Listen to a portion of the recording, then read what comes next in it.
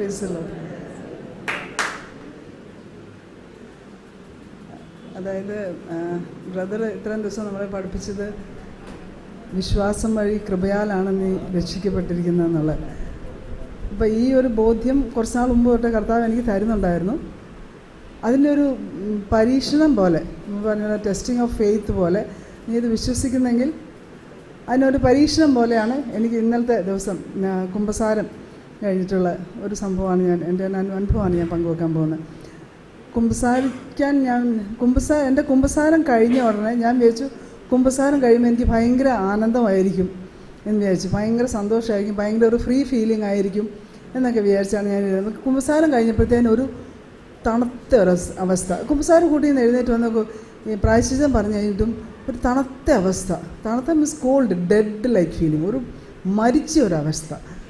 എനിക്ക് മനസ്സിലാകുന്നില്ല എന്ത് പറ്റിയെന്നുള്ളത്. I was expecting the other way round. കുമ്പസാരം കഴിയുമ്പോഴത്തേന് ഭയങ്കര ഒരു ജുബിലൻ്റ് ആയിരിക്കും എന്നുള്ളത്. പക്ഷേ ഒരു ഡെഡ്, ശരിക്കും പറഞ്ഞാൽ ഒരു ഡെഡ് ഫീലിംഗ് ആയിരുന്നു. അപ്പോൾ ഞാൻ വെച്ചാൽ ആരാധനയുടെ സമയത്ത് ചിലപ്പോൾ അതൊന്നും ശരിയാകും എന്ന് വിചാരിച്ചു. ആരാധന എഴുന്നള്ളിച്ച് വെച്ചിട്ട് ഞാൻ നോക്കുമ്പോൾ ഞാൻ ഈശോ ഒന്നും അനുഭവിച്ചറിയുന്നില്ല. ഞാൻ കാണുന്ന മൈദ കൊണ്ടുണ്ടാക്കിയ ഒരു അപ്പമാണ് അവിടെ, ഒരു ഓസ്തിയാണ് കാണുന്നത്. I M not experiencing Jesus, I M not experiencing anything positive. അതേപോലത്തെ ഒരു വെരി കോൾഡ്, ഫ്രോസൺ, ഒരു ഡെഡ് ഒരു ഫീലിംഗ് ആയിരുന്നു. അപ്പോൾ I knew something is wrong somewhere എന്നുള്ളത് എന്താണെന്ന് എനിക്ക് പിടി കിട്ടുന്നുമില്ല. അപ്പം അന്ന് ഞാനങ്ങനെ സമർപ്പിക്കുന്നുണ്ട് എനിക്ക്. But at the same time I M feeling like A fish out of water. ഒരു വെള്ളത്തിൽ നിന്ന് മീനിനെ എടുത്ത് പുറത്തിട്ടാൽ ഒരു അസ്വസ്ഥത എനിക്കുണ്ട്. എനിക്ക് ഭയങ്കര ഒരു ശ്വാസം മുട്ടൽ, ഒരു ആത്മീയമായിട്ടുള്ളൊരു ശ്വാസം മുട്ടലുണ്ട്. പക്ഷേ എനിക്കറിയത്തില്ല എന്ത് ചെയ്യണമെന്നുള്ളത്. അപ്പം ഞാൻ അതിങ്ങനെ സമർപ്പിച്ച് ഇങ്ങനെ ഈശോയ്ക്ക് ഇങ്ങനെ സമർപ്പിച്ചുകൊണ്ടിരിക്കുക. എല്ലാവരും ഭയങ്കര സ്തുതിപ്പും ഭയങ്കര ഒരു ചുറ്റും നല്ലൊരു ജുബിലേഷൻ. പക്ഷേ I M feeling very called. I am looking at A white, ഒരു ഡെഡ് ഹോസ്റ്റ് പോലെ ഒരു സംഭവത്തിലേക്ക്. എനിക്കൊന്നും തോന്നുന്നില്ല, മനസ്സിലായി എന്തോ ഉണ്ടെന്നുള്ളത്. അപ്പം ഞാൻ ഈശോയ്ക്ക് സമർപ്പിച്ചപ്പോഴത്തേന് എനിക്ക് പെട്ടെന്ന് കിട്ടിയത് ഈ പറഞ്ഞ പോലെ ഞാൻ എന്ത് ചെയ്തിട്ടും ഒരു കാര്യമില്ല. It has to come from there.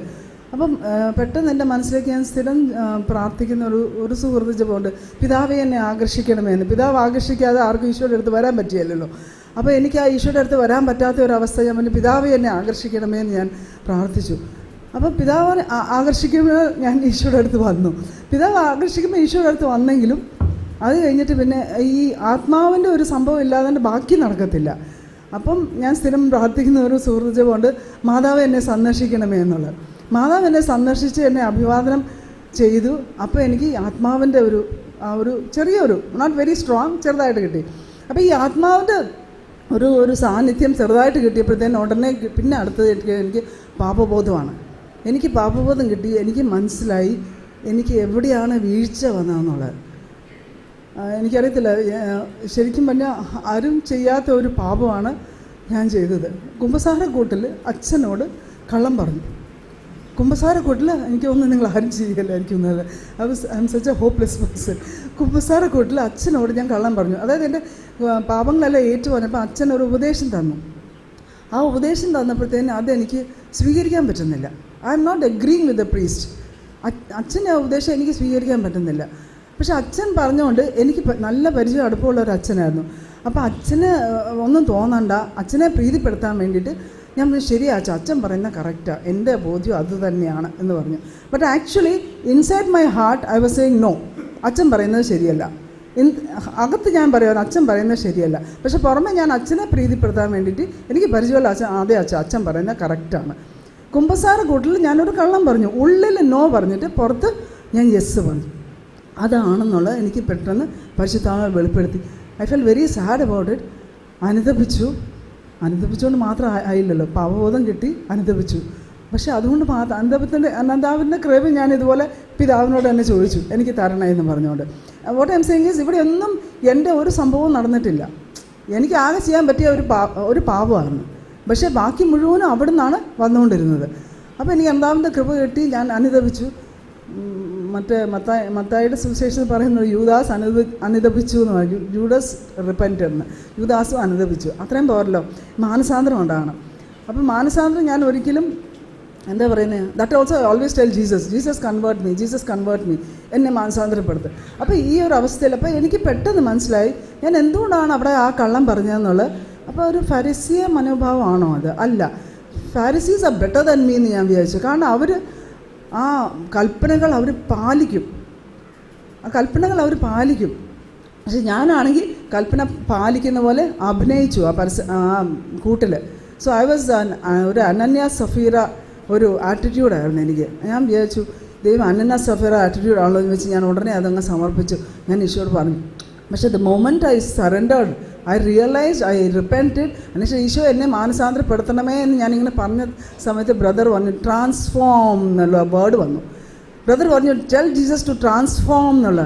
അപ്പം ഞാനൊരു ചാലഞ്ച് പോലെ ഈശോയോട് പറഞ്ഞു, ഈശോ ഇവരെല്ലാം നിനക്ക് ട്രാൻസ്ഫോം ചെയ്യാൻ പറ്റും, പക്ഷേ ഇത്രയും വലിയ മഹാപാപിയായ എന്നെ ഈ അനന്യ സഫീറ ആറ്റിറ്റ്യൂഡും വെച്ചുകൊണ്ട് നല്ലതാണെന്ന് കുമ്പസാരക്കൂട്ടിൽ പോലും അഭിനയിച്ചുകൊണ്ട് ഈ കള്ളമുള്ളിൽ വെച്ചുകൊണ്ട് ഈ കുമ്പസാരക്കൂട്ടിൽ നിന്നോട് ഞാൻ കള്ളം പറഞ്ഞ് എന്നെ നീ എനിക്ക് ട്രാൻസ്ഫോം ചെയ്യാൻ പറ്റുമോ? ഞാൻ transform do whatever you want. ഞാൻ Eesho you do whatever you want, എന്ത് വേണമെങ്കിലും ചെയ്തോ, എന്നെ ഒന്ന് മാറ്റിയെടുക്കുന്നു പറഞ്ഞു. എന്ത് വേണമെങ്കിലും നീ ചെയ്തോ, എന്നെ ഒന്ന് മാറ്റിയെടുക്കുന്നു പറഞ്ഞു.